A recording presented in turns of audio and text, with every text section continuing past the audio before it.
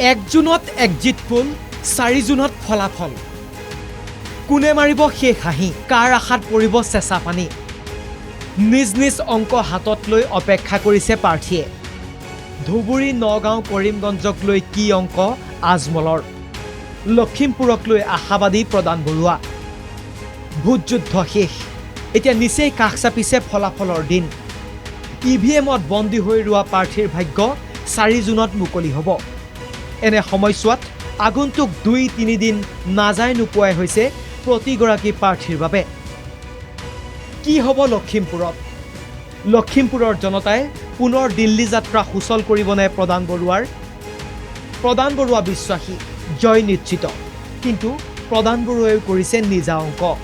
ফলাফলৰ দিনাহে সেই অংক মিলাই চাব প্ৰদান বৰুৱাই ধাৰণাটো কিমান শুদ্ধ অশুদ্ধ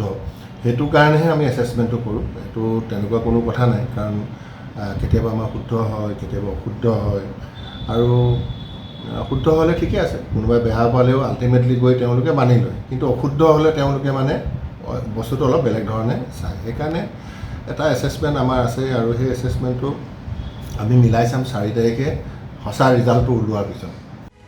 কি হ'ব কৰিমগঞ্জৰ ফলাফল বিজেপি প্ৰাৰ্থী কৃপানাথ মাল্লাৰ বিশ্বাসী সংখ্যালঘু ভোটাৰে এবাৰ কৰিমগঞ্জত জয়ী কৰাব বিজেপিক আজি মাৰাঠী মানুহ আপুনি ক'ব বিচাৰিছে তাত মাৰাঠী মানুহ বেছি আছে সেইটোৱে কথা মেইনলি মাৰাঠী মানুহ আগত বিজেপিত ভোট দিয়া নাছিলে এইবাৰ মানুহে গম পাইছে যে বিজেপিত ভোট দিলে আমাৰ একো প্ৰব্লেম নাই ইলেকশ্যনত এইবাৰ মই ইলেকশ্যনত আছিলোঁ 19তো মই ইলেকশ্যনত আছিলোঁ 19ত মই মাৰাঠী এৰিয়াত গৈছিলোঁ ইমান ৰেছপন্স পোৱা নাই মানে মানুহে বিচাৰি মাৰাঠী মানুহ ভাবিছে বিজেপিত ভোট নিদিওঁ আমি এনে নিদিয়ে আৰু এইবাৰ কিন্তু নিজে নিজে মোক মাতিছে মাৰাঠী এৰিয়াত মাতি কৈছে যে দাদা আপুনি আহক আমি এইবাৰ ভোট দিম কাৰণ বিজেপি যেনেকৈ কাম কৰি আছে ডেভেলপমেণ্ট কৰি আছে এই ডেভেলপমেণ্টৰ লগত আছোঁ আপুনি আহক এনে সময়ছোৱাত ধুবুৰীক লৈ চলিছে ব্যাপক চৰ্চা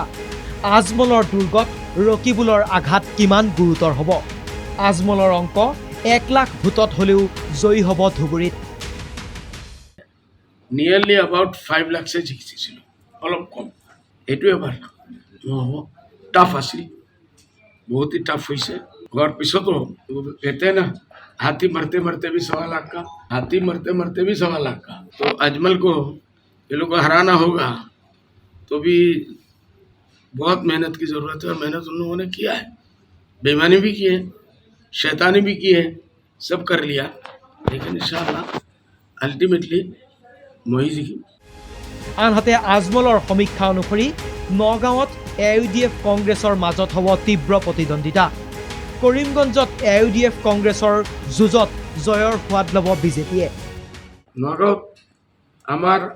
আৰু কংগ্ৰেছৰ ভিতৰত যুদ্ধ চলি আছে মেবি কংগ্ৰেছ জিকিব মেবি আমি জিকিম আমি আশাবাদী যে আমি জিকিম কৰিমগঞ্জ না কংগ্ৰেছে ৰাখিব পাৰিছে না AUDF পাৰিছে দুইজন মুছলিম কেণ্ডিডেটৰ ভিতৰত লৰাই হৈ মাজৰ পৰা কাউবাই উঠাই লৈ গৈছে বিজেপি লৈ গৈছে এইটো হৈছে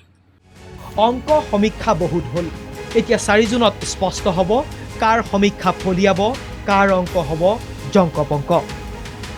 গুৱাহাটীৰ পৰা লক্ষ্যজিৎ গোহাঁইৰ ৰিপৰ্ট NKTV